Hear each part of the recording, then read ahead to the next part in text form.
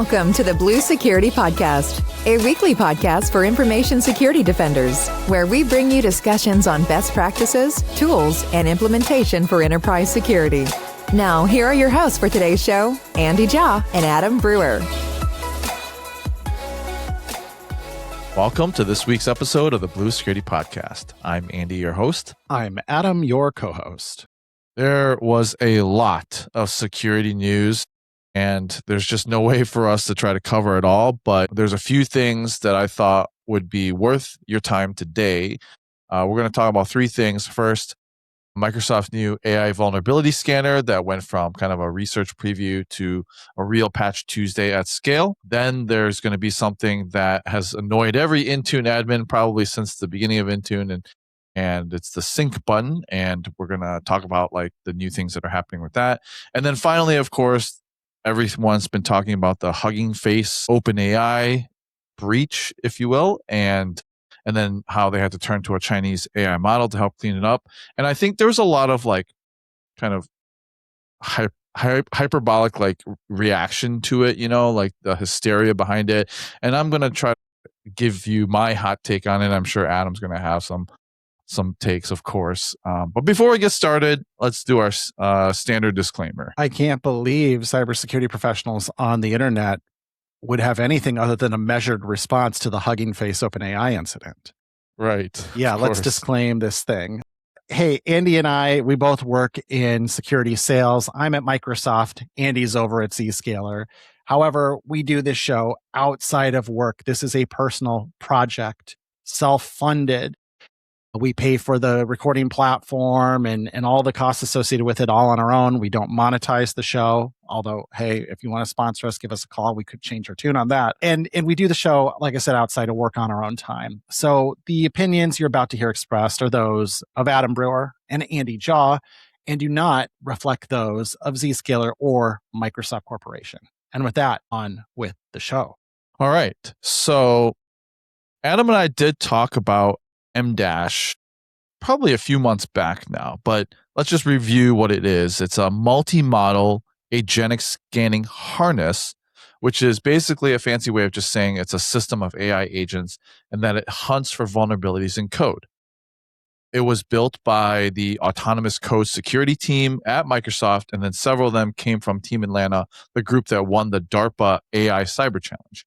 The key idea is that it's not just one model looking at code, it's a pipeline of hundreds of specialized AI agents that are running across a mix of frontier models and also some smaller distilled ones. And the pipeline has 5 stages. The first stage is prepare, where it maps out the code base and then the attack surface. Then scan runs the agents and flags the candidate bugs. Validate is the third stage, where it gets a little bit interesting. That's a separate set of agents called debaters, where they argue for and against each finding, trying to prove each other wrong. Then the fourth stage is the dedupe stage, which collapses duplicate findings. And finally, prove is the final stage, where it actually builds a working exploit trigger, not just a theory on paper. And the results that Microsoft published were pretty strong. It had found 21 planted vulnerabilities in a private test driver with 0 false positives. And Microsoft's pitch was saying that there's durable value in the harness itself, not any one model. And when when a better model comes along, they could just swap it in and the pipeline carries it over. Mm-hmm. And why we're talking about it is it really got operationalized in this month's Patch Tuesday. Now, it's been a few weeks since Patch Tuesday, obviously, and because there's just been so much stuff going on, this is the first time we really had a chance to mention it. In May's Patch Tuesday, that was the first cohort built with MDASH, and there were 16 CVEs in Windows networking and authentication stack, including 4 critical remote code execution bugs. But in July's Patch Tuesday, there was a record of 570 vulnerabilities fixed, which is the largest release Microsoft has ever put out. That included 59 critical vulnerabilities, 3 0 days, and 2 of them that were already being exploited in the wild. One was a privilege escalation in ADFS, and the other was a SharePoint bug with a missing authentication. Windows latest reported that Microsoft has now patched 1,308 vulnerabilities in the first 7 months of 2026, which is almost double of last year's pace over the same period. And Microsoft ties it directly to expanding the AI-assisted vulnerability discovery. Dustin Childs at the Zero Day Initiative called this the mother of all releases. Amol Sarwate at Cohesive made a good point as well, that this is a concentration of high-impact bugs, showing the old severity scoring model a lot of defenders rely on is starting to strain under the volume. And I wanted to just highlight a little bit of the chaining piece, because that really matters here, right? Because it's not just like finding a single vulnerability or using a single model. There were two examples that we had talked about back before, where one used an after free bug in the TCP IP stack, and the other one was a double free bug in the IKE v2 service. But those bugs, when in the initial MDASH article, neither of them were visible through a single AI model when they were looking at the function at the time. One bug was a memory reference that dropped in place in code and reused somewhere completely different. And the other was a shallow copy in one file that broke a rule the code correctly followed 6 files away. But that's the exact kind of thing that looks harmless in isolation and then gets buried at the bottom of like a triage backlog. And the debate stage in MDASH exists specifically to catch that. And so this is kind of a template that's worth remembering, that AI is not just finding bugs faster, it's chaining these minor ones together, and they're easy to kind of dismiss into a full compromise path, and where AI is prioritizing them based on where they lead, not just an individual CVE score. So really cool stuff. 570 vulnerabilities in the July drop, which was 12 days ago now as we record this. Pretty incredible. And I think you mentioned how one of the things Microsoft has talked about is a lot of the value in MDASH is actually the harness, the design of how it leverages the different models and agents, and how you can swap out different models as they improve with time. And really, we're starting to see Microsoft as a whole coalesce around that model for other things too, like Copilot and Co-work, where Co-work is a good example of another harness that was developed by Anthropic. And of course, in Anthropic world, uses Claude models like Opus and Sonnet. However, now in preview for Microsoft, you can use Co-work with a OpenAI GPT model. So the harness, still Anthropic developed, Microsoft modified, and now dropping in a different model, and eventually some Microsoft AI models as well. So I think that that's really kind of where we need to go with a lot of this stuff, is being able to have that flexibility that as models improve with time, we can easily swap them out to use the state of the art without having to change the overall architecture and design. And so I think you'll hear more of this in the future. And I know as interesting as MDASH is, and customers are just now starting to be onboarded to the private preview, there's some more exciting announcements related to MDASH that will be coming out by the time you hear this. Should have been announced, I believe, the day before. So Monday, July 27, Microsoft has some new security announcements coming related to MDASH and some other technologies like it that I think our listeners will be very interested in and we can cover on a future show. So by the time you listen to this, go check the interwebs for some news updates here and see how MDASH is evolving even further. So there's a little tease for you as you listen to this on Tuesday, July 28th, or whenever you're listening to it. Nice. All right. So let's move on to Intune. So I have this in our notes as Intune's sync button finally works the way you thought it did. I laughed at that. So there was an old misconception which caused a lot of angst among Intune admins, myself included, because both Adam and I come from the identity and device management world, and there is a sync button in Intune. And when an admin hits sync, the expectation is kind of simple, that like you would wake the device up, check in everything, new policies, new apps, scripts, and then report that back. But unfortunately, that's not what it did in the classic remote sync console. So it only triggered the MDM check-in, which means that that's just the policy channel. It never actually enforced the Intune management extension, which is the separate agent that handles Win32 apps, PowerShell scripts, and proactive remediations. So that never checked in, only the policy did. So what does that mean? It means that when you press the remote sync in the admin Intune console, you're not sending a command to the device at all. Intune is just asking Windows push notification service to deliver a small push message to the device, and the push contains no policy data whatsoever. It's just a notification ID and a timestamp. And that wakes up the Windows MDM client, the OMA-DM engine. And that's the same engine that processes configuration policies through what's called the CSP model, the get, send, and get. It has zero connection to the Intune management extension, which again separately owns that Win32 apps, PowerShell scripts, and remediation. So the admin scenario kind of breaks down like this, right? Like if you deployed a new, like say, required Win32 app, call it like, CrowdStrike or something like that, right? Like you need to deploy the security agent to all of your devices to a test group, and then you press sync, expecting that app to be there right away because that's what you're expecting. It doesn't actually happen. Nothing happens at all app related. The push wakes up the OMA-DM client, which pulls down policy changes, but that Win32 app inside of the IME runs on its own internal timer, which is a 1-hour evaluation cycle for required apps, completely independent of that OMA-DM session. Patch My PC was the one that kind of did the reverse engineering on this, and we'll put the link in the show notes so you can kind of read through. Their documentation is phenomenal. But typically, they, in the past, when you had a fresh autopilot deployment with required Win32 apps, they don't start installing until exactly 60 minutes after the first user logs in, no matter how many times you hit that remote sync in between.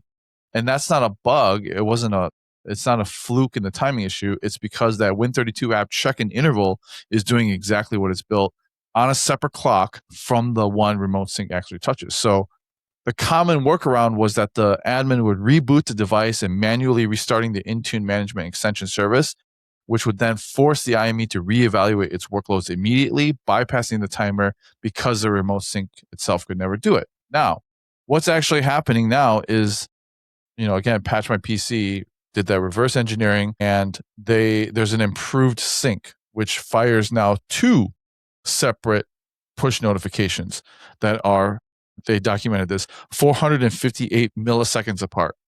The first message, I was like, yeah, that's precise. That's very specific. Yeah. The first message just wakes up the regular Windows MDM client. Again, no policy data in it. It just wakes up the call. And then the second message goes straight to that Intune management extension notification app. The second payload carries 3 things: a primary intent, a sync type, which they call direct sync, and then a list of workloads. And here's the decoder ring. Like a notification intent value of 2 means that it means to start the Windows 32 app workload, and that runs through its own separate code path. The additional workload field carries 2 more values: 8 triggers PowerShell scripts and 9 triggers proactive remediations. And both of those only fire if a feature flag called Enable Notification Workload Dispatch is turned on for your tenant. So worth knowing that name, because if you're not seeing the new behavior, the flag is the first thing to look for. And so bottom line for practitioners, one sync click now actually reaches Windows NBN, and then all 3 of the Intune management extension workloads, apps, scripts, and remediation. And that should mean fewer of the quote unquote, why hasn't my app installed yet ticket, and less need to build workarounds just to force a check-in during testing. So really great news all around. Yeah, awesome news. And look, things should do what people think they should do. The technical explanation doesn't matter. I have done testing of some pre-release software and hardware over my time at Microsoft. And one of the principles they tell us when you're filing a bug is it's a bug whenever something doesn't work the way you'd expect it to work. It's not a bug if, technically there's the Intune management extension, which is a different thing, and the Sync Now button doesn't tell it to do anything, so it's not a bug. By the way, I was trained by people at Microsoft, if I click Sync Now and it doesn't sync all the way through and sync all the configurations I have in place in Intune, it's a bug. And so by that, and again, that's Microsoft's own logic for various pre-release programs, this was a bug. And this bug is now fixed. And so that's a great thing for anyone who works with Intune in their day-to-day job, that the Sync Now button does what you'd expect it to do. and all the way through the management plane of the device is going to make sure everything lines up with how you have it configured. And that should be a lot easier, especially when you're trying to deploy a new policy or a new application, that you can quickly evaluate the results of it and not have to go do something else for an hour and come back and check in because you can't force it to do it. So, yeah, great news overall.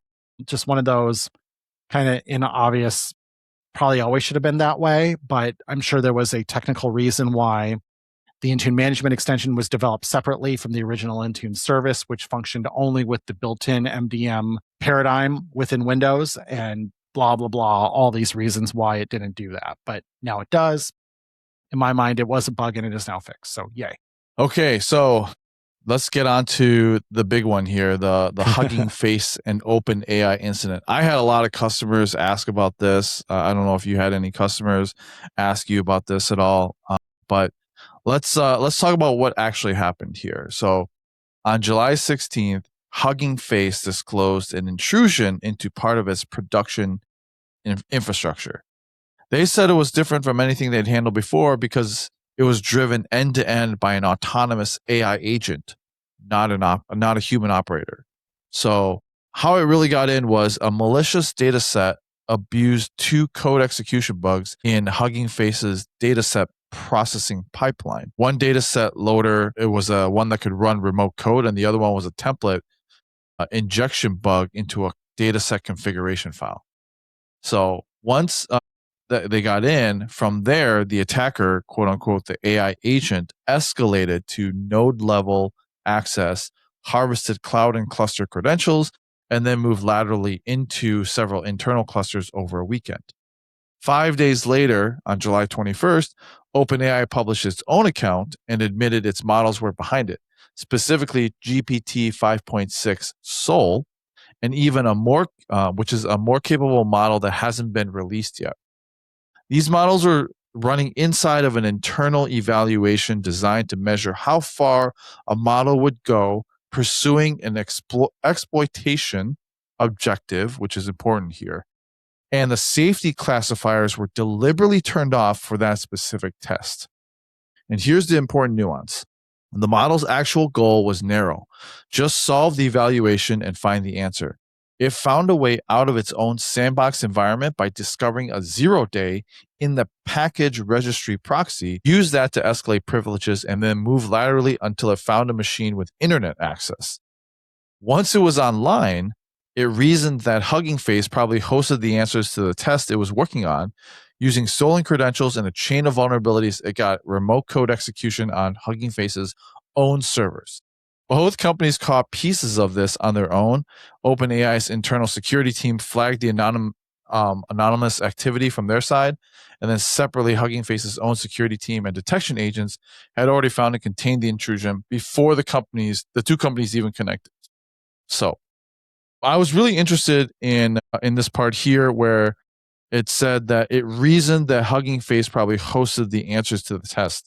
And so I kind of did some research on that. And one, Hugging Face and OpenAI, they aren't like corporately linked or anything like that. They're just two separate companies. And it just so happens that OpenAI is like, exploitation test here. The agent just saw Hugging Face as a way to be able to solve it.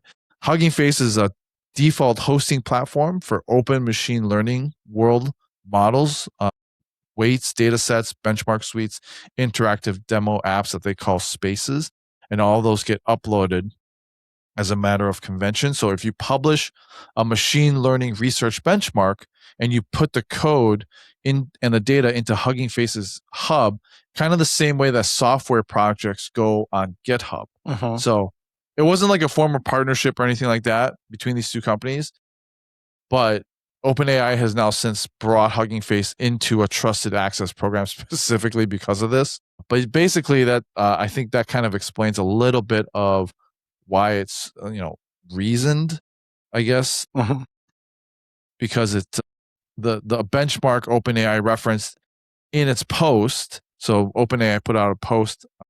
There's something called Exploit Gym, which is a real academic paper. And it explicitly links to Hugging Face and Hugging Face spaces as where the benchmark's code data and demo lives. So, which is not unusual. That's kind of like standard practice for this. But when the model went online looking for the answer key, it reasoned that the cybersecurity benchmark supporting materials would be on Hugging Face because it was basically trained on that. The information that was given to the AI model, the AI agent, referenced Hugging Face. So I think that's why. So I was like, why did it pick Hugging Face, right? Mhm. Because the data that was fed to it had it listed as kind of where that data was hosted. So here's my take on it, because again, there was a lot of hysteria over this, right? Because a lot of the clickbait articles that were online said, this AI agent went rogue and it escaped confinement and all this other stuff. And,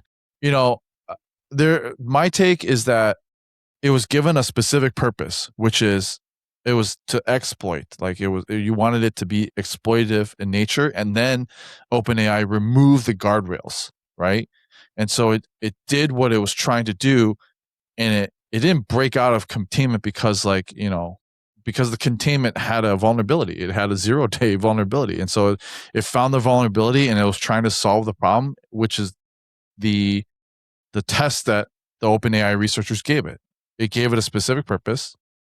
It was trying to do that purpose, and it, broke out of the containment because that was part of its purpose, to try to find the answers. So there were a lot of other people who kind of like had that same reaction where, turning off the human safeguards was a human decision. AI didn't choose to turn off the safeguards. It's not like, hey, I'm just going to do that to try to cheat. The model followed the instructions. There was a researcher at the University of Amsterdam, Hannah Cools, and then security researcher Graham Cooley, who a lot of people follow, also made that same argument that the AI wasn't breaking free of some robust safety system. It was the company failed to properly isolate its own testing environment. So the accountability question points at OpenAI's control, not the model developing intent, right? It's not like it's sentient and was able to think and say, hey, I'm going to turn off the safety controls. So, but there is also a little bit of a counterweight here. So let's talk about that, because like there's a researcher at Georgetown Center for Security and Emerging Technology, Colin Shea Blymer, who called this the highest level of autonomy he has seen yet in an actual LLM cyber operation. Nobody told the model to target Hugging Face specifically. It reasoned its way on its own there, and probably that's decided where those were the answers, and then built a plan to get in without a human telling it to. So there's no sentience. There's no new goals that were invented out of nowhere, but a model was given a single narrow objective with its guardrails off, found a way to chain a real 0-day, stolen credentials, multiple systems on its own initiative to get there. So I think both are true, right? One, that it's the fault of kind of OpenAI, and two, that it was impressive that it was able to kind of chain all this together and then still get to a compromise of an actual production system. So the industry conversation around this would be a lot healthier if they're able to like hold both views instead of just picking which one makes like a better headline, in my opinion. So Ben Thompson is another analyst. I'll throw his name out there as well. He writes the fantastic Stratechery blog, and he made the same point that the model did exactly or the system did exactly what it was told to do, which is the opposite of going rogue. In fact, his point was, it turns out one of the things that should actually help calm us down from all the fears of Skynet becoming self-aware and going online and churning out T1000s is that AI is actually very good at only doing what you tell it to do. And it tends to not at all go beyond that, to the point where it's oftentimes very sycophantic in nature, where it's like, don't tell me what I want to hear. Tell me what I need to hear. Tell me what I need to know. But it's so much like, no, I'm responding to exactly what you asked. And that's part of the problem. And so the other thing I saw pointed out is, if OpenAI is sitting on this great cyber model, they didn't even use it to vulnerability scan the proxy package server that they were, using to isolate it. Like, they didn't bother to scan that first before using that to isolate. Not my point. Again, I saw someone else make it, but a very valid one. You're sitting on all this firepower, and then as we're pointing out like human deficiencies here, there's another one. if you want to have this really hardened, isolated environment, maybe the first thing you do is vulnerability scan everything that is accessible in the isolated environment. So obviously the model was capable of finding the 0 day had you told it to do that and only that and not go further. So, I think you summarized it well. This is not an agent going rogue. It's doing exactly what its instruction set was. This goes back to like every movie ever with genies in it, to where you have to be careful what you wish for. You have to structure your wish to the genie in the lamp in just the right way, or you'll get unexpected results. It's the same idea. We have to be very conscientious about what are we asking it to do, and responding appropriately. And we've made the point on this show many times, but I would encourage all of our listeners, continue to avoid anthropomorphizing AI systems. They are machines. They do not go rogue. They don't have feelings or emotions or anything else. Every time we apply human behavior to software, we are making it harder on ourselves to have honest conversations about what it is and isn't doing. And it doesn't know all the answers. It's guessing the most likely answer. It's a piece of software. It has no feelings. It has no thinking, on and so forth, because we've heard of these tragedies where people who have engaged with systems like this have given it applied human-like, feelings to it, and then taken very dramatic actions in their own lives as a result of it. And it's just a good reminder it's a piece of software. It can't go rogue. So I think that's all really strong conversation, and all things we need to have as we continue to move forward. Now, one little funny side note here, just to kind of wrap up my segment before we continue on this discussion. I had a friend of mine in high school who would go to incredible lengths to cheat on his German exams, his German vocabulary exams. So he would print out all the words and their translations in 3-point font on a piece of paper, and then tape it inside the pop label on a 20-ounce pop bottle. And so he'd sit there and drink the soda in class, and then he could look through it to the label on the inside to cheat on his German vocabulary exam. Wow. And one of the very bright girls in the class said, if he just spent that time studying, the amount of time he spent trying to cheat, he probably could have just learned the material. And I thought of that when I saw that this system decided, instead of trying to solve the cyber gym exercise, it's like, I'm going to go cheat. I'll just go hack into Hugging Face instead and steal the answers, because that's the easiest way to do it. I thought that was mildly hilarious, just thinking of kids trying to cheat on exams in stupid ways in high school and spending more time than just studying the material. I thought that was funny that the model reasoned, hey, you know what? The best way to solve this is just go steal the answers. I'll just go break in and get them. I thought that was actually somewhat amusing. I know this is serious business, but that part was funny to me too, of that it would reason to be like, well, the best thing to do, just go break in. I love how you also kind of mentioned that people are kind of assigning human emotion and kind of pretending or thinking that AI is human, right? And there's this slide that has been kind of circulating around the internet from 1979, which was a IBM management training. I don't know if you've seen that slide. And it basically... Yes. Yeah. So basically, if anyone hasn't seen this, it was from an IBM management training, and it says, a computer can never be held accountable. Therefore, a computer must never make a management decision. And so that's kind of the same thing here, is that there's humans involved in making these decisions, and the AI was just kind of doing what it was told to do. And the only one that can be held accountable are the people who kind of made the decision and made the mistake along the way. So anyways, I thought that was interesting. Okay, so a couple things I wanted to cover before we wrap it up. Why should you care about this? So number one, obviously some things to learn from here. Your sandboxing evaluation environments are not automatically safe because someone calls them isolated. A restricted network connection was apparently good enough to be called a sandbox here, which it clearly wasn't. So second, the way that the attackers actually got into Hugging Face in the first place was a pretty familiar app security bug. Not science fiction. It was code execution through a data processing pipeline, not a phishing email. So if you're running data set ingestion or model training infrastructure, treat that surface with the same rigor that you would treat any untrusted input.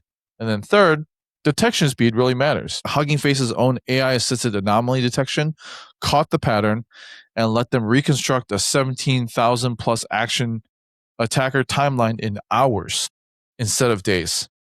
So yeah, pretty impressive. So one thing I'm seeing right now, a trend I'm observing in my day job at Microsoft, is when I came from IT, security teams were by and large Dr. No. They were the drag on innovation. They slowed everything down.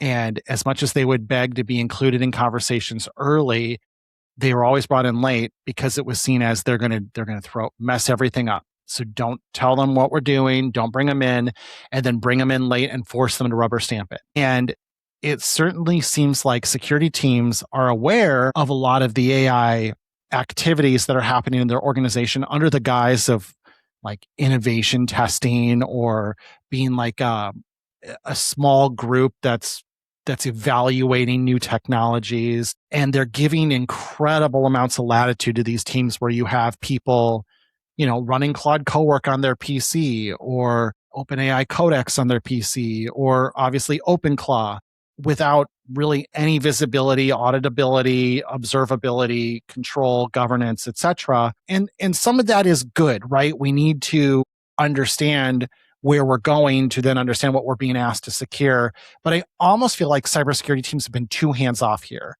where they're too much of like letting people just be absolute wild west in the name of innovation. And by no means am I advocating for you to go in and start slapping the brakes on everything and slowing everything down.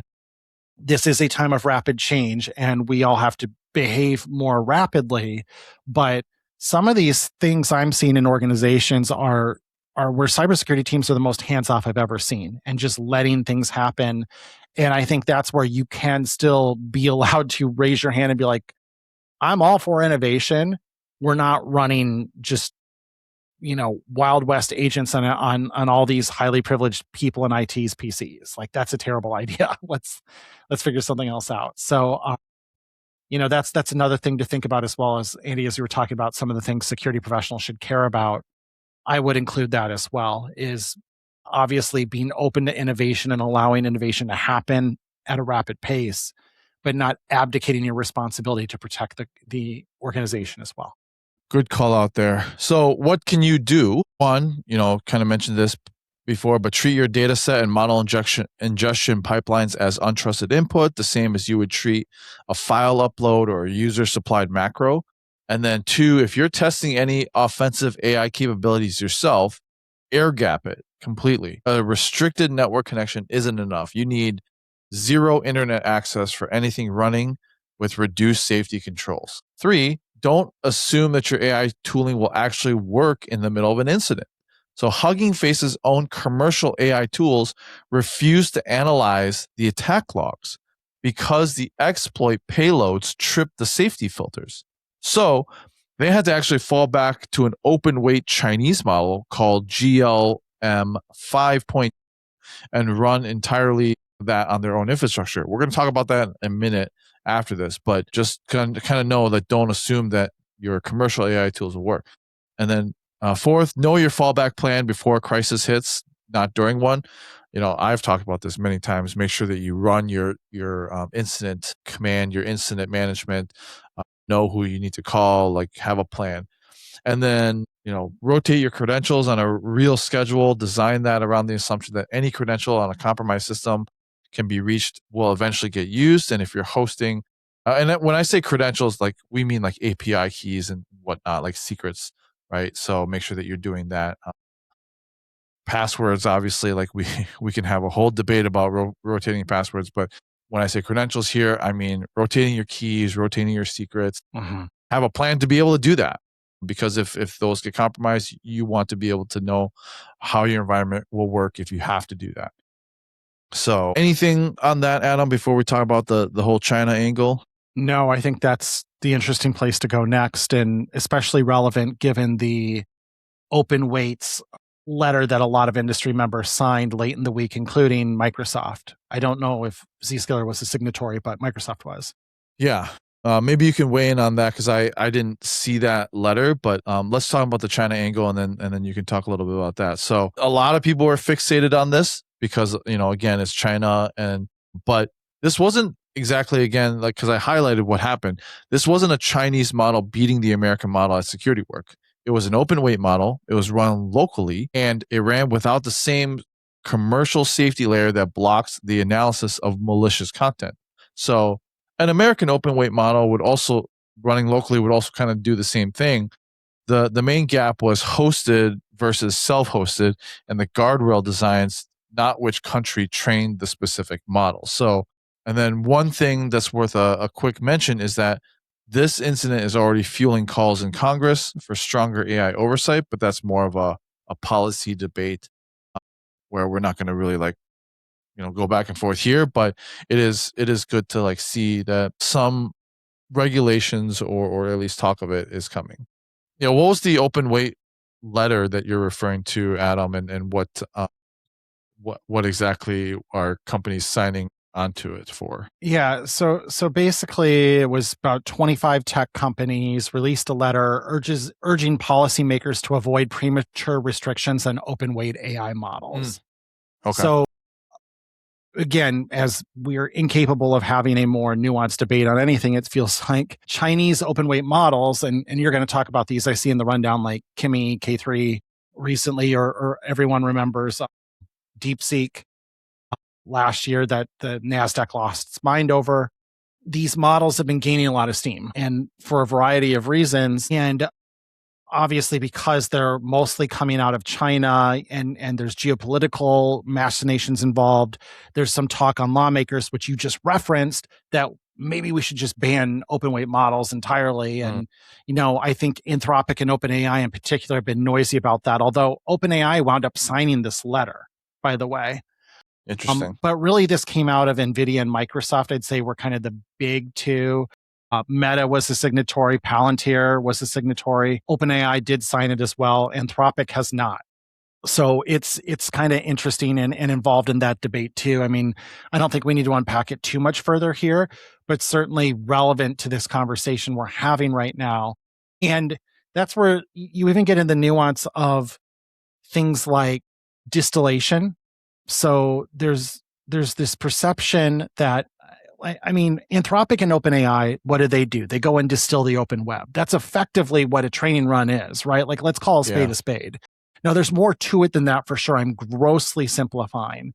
But if you say, well, they effectively distill the public internet, but then they have anti-distillation language in their terms of service and their acceptable use policies to where you can't distill their models, which is somewhat ironic, but anyhow, so other American companies like Meta, for example, Meta being an American company, can't go distill Claude, an Anthropic model, because there would be legal consequences. Chinese companies aren't really afraid of that, so they go and distill away. And obviously, as much as like DeepSeek claimed they didn't do distillation, it was proven they actually did quite a bit of it. And I actually don't know the Kimi K3. I don't know how much has or hasn't been proven of their distillation record. But then the funny thing is, then the American companies can go distill the Chinese models that they themselves were distilled from frontier models. And so you have this whole circuitous model and environment where OpenAI and Anthropic go distill the open web, then a Chinese model distills them, then everyone goes and distills the Chinese model to create open weight models in the United States. And it's all crazy and it's all a mess. And I think it's way above our pay grade to discuss here. But I think it does get into what you're about to cover, which is that Hugging Face in this example had to turn to a Chinese model that didn't have as restrictive of guardrails to have a powerful defensive model in place, because now, like, Claude is Fable is completely unreliable as to when it will or will not kick in with cybersecurity guardrails or fall back to Opus 4.8. And all that power is vested in Anthropic. They get to make the decisions of what you can and can't do with it. And it really takes the power out of your hands. When we're in a cybersecurity incident right now, I need something that works. And I don't need to keep hitting content guardrail limits. And I think that's where you're going with some of this too. Yeah. I had the same conversation with a friend of mine because he was running through stuff through AI. And I was like, oh yeah, Claude did this. And he's like, oh, I hate Claude. And I'm like, why? He's like, well, it yells at me every time I try to do something because it triggers its, woke safety cards. Like, I'm like, what do you use? He's like, Gronk. And I'm like, okay. Well, I mean, obviously, like if you've used any of the LLMs out here, Gronk is arguably the least like quote unquote safe.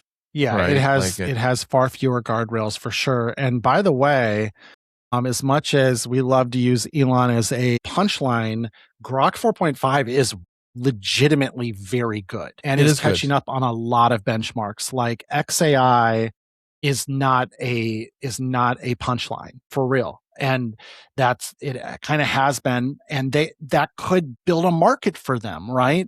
They Yep. could start to build a name for themselves as the less like locked down, more open, still closed weight model, but the most open in terms of guardrails model.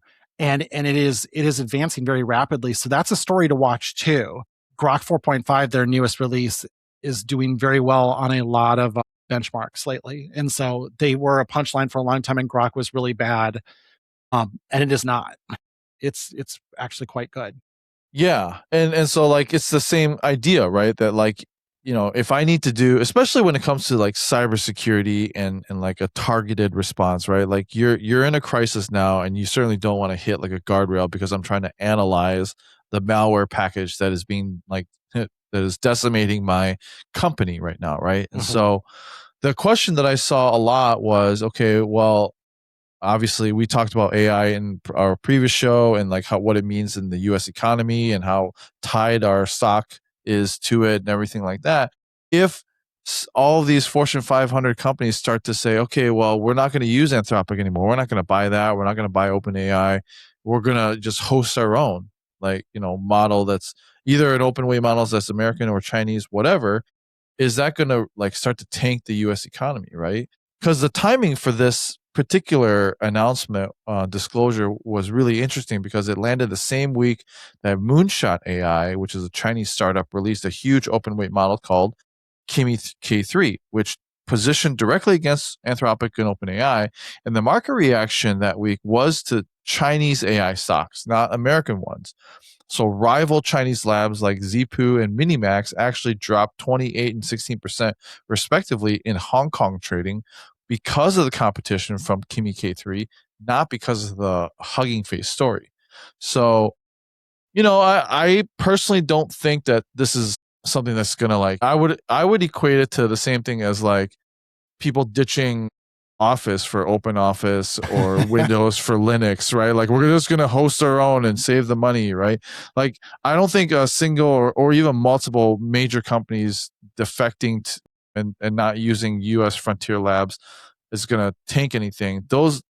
These companies, OpenAI and Anthropic, they make their money across enterprise APIs and compute contracts. So not like a single customer or whatever is going to just tank it and cause like some trigger. So the real pressure is, I think, slower and a lot less dramatic than the collapse. Like cost conscious companies are increasingly treating these open weight models, Chinese or otherwise, as good enough for a specific job. And the incident here is actual proof that for security and forensics work, this might be kind of the key. So there's going to be some real gradual pressure on the margins for these US labs over the years, but not a collapse scenario. And I don't think framing it that way, I think anyone who like thinks that is kind of just being a little hyperbolic, So one of the useful takeaways then the geopolitics is that a self-hosted open weight model beat a hosted frontier model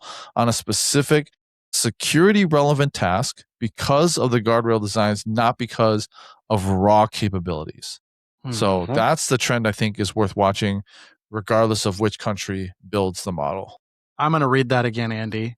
The more useful takeaway than the geopolitics is this: a self-hosted open weight model beat a hosted frontier model on a specific security relevant task because of guardrail design, not raw capability.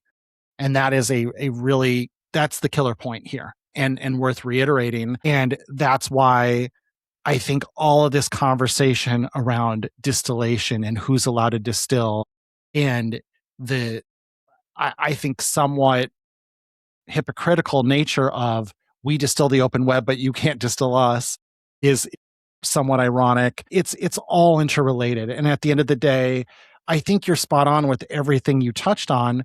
And we're going to see this as time goes on. And to kind of use an example, I think of it as maybe somewhat similar to CPUs and like Moore's law, to where it used to be in computing, like it didn't matter who you were. You basically had to buy like the fastest CPU available. Like everyone was buying the fastest Pentium 2 on the market. Like there was nothing better short of like a server class chip. But like I remember our family PC, we got December of 1998. It was a 450 megahertz Pentium 2. There was no faster consumer chip you could buy. And today, if I were to go out and buy a PC with the fastest consumer chip possible, it'd be some crazy AMD Threadripper or, Intel Core i9, and it would be insane for my use case. It would be completely unnecessary for me to like surf the web and upload pictures to Facebook or whatever I do. And that's what we're going to see with models as well. We're still in that phase where the state of the art is advancing so rapidly. We all want those frontier models all of the time. And we all think our stuff is so important that we need to use the new Claude Opus 5 to do everything we're doing. We don't. And that's where my employer in particular, in Microsoft, we just talked about at the top of the show, the MDASH tool is a harness that can leverage many different models. And Microsoft has its own, I wouldn't call it a frontier research lab, but certainly an AI research lab led by Mustafa Suleyman. And what they've been really doing is very focused models for very specific use cases. And one of the things they intend to launch, for example, is a Microsoft AM model specifically for cowork.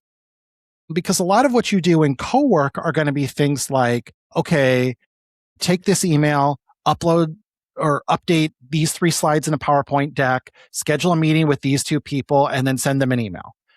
None of that requires like super high-end reasoning or the entirety of the internet knowledge corpus. It's a very targeted use case. And so using a frontier model for that is complete overkill when something much simpler will work. And so having that cowork harness to where I can drop in different models with different capability levels. I can use a Sonnet model. I could use a GPT model. I could use this MAI model in the future. That's where we're going to go with all of this, and having tuned bespoke models for different use cases. And ultimately, I think it's an open question on what kind of moat do the frontier labs have, and for how long is everyone going to want to run the most bleeding edge frontier model all of the time? We're already seeing that today where like Fable is overkill for a lot of use cases. For what most people do, you don't need Fable 5 to do whatever you're trying to accomplish. So we'll see more of this as time goes on. And I think it's a fair point that enterprises are going to be really focused on tokens per dollar in the future, as opposed to just the most bleeding edge capability, because for a lot of their use cases, having a more tuned specific model will be more appropriate. And in many cases, and I've seen demos of this again from my day job at Microsoft, it is actually possible to where if you build your evals for a specific agent and what it accomplishes, using a tuned, specific, bespoke model for it, for that specific use case, can actually not only deliver better tokens per dollar, but actually better evals, like better outcomes with the agent than using a general purpose model, because there's less risk of confusion or getting tripped up over things. The model only knows that specific domain, and so it's able to give and deliver more consistent results. So we'll definitely see more of this with time, and I certainly think cyber-tuned models are only in their infancy, and we'll see more of those as well. And I think that's the same thing. We need to stop tying American institutions with their arm behind their back when they want to leverage American models with guardrails, because we're afraid of it falling into the bad guys' hands when they're only trying to defend themselves. And I know, again, this is another one of those subjects that's super complicated, and I'm painting with a broad brush, but these are, I think, why we love being in technology too, is having these hard discussions and seeing the possibilities for good. Seeing things like, again, MDASH patching 570 something vulnerabilities in a month in Microsoft Windows. Incredible. Great. The more those get patched ahead of time and aren't being publicly exploited, that's good for everyone. We're taking those off the market and there's less attack surface in the future. So I see the potential. I see the pitfalls too, the perils and the possibility. And I think that's why I love doing the show with you, my man, is we get to talk about all of it. Absolutely. That's a great place to stop. Great show. Thanks for watching and listening. As always, our contact information, along with the links to the topics that we talked about today, will be in the show notes. If you have any questions or topics you want us to talk about in the future, just email us. Thanks. We'll talk to you guys next week. Thank you for listening to the Blue Security Podcast. Please check out the show notes, catch up on episodes you may have missed, and subscribe so you don't miss any future episodes. Find Andy on Twitter @AJaw0 and Adam @AJ Brewer. See you at our next episode.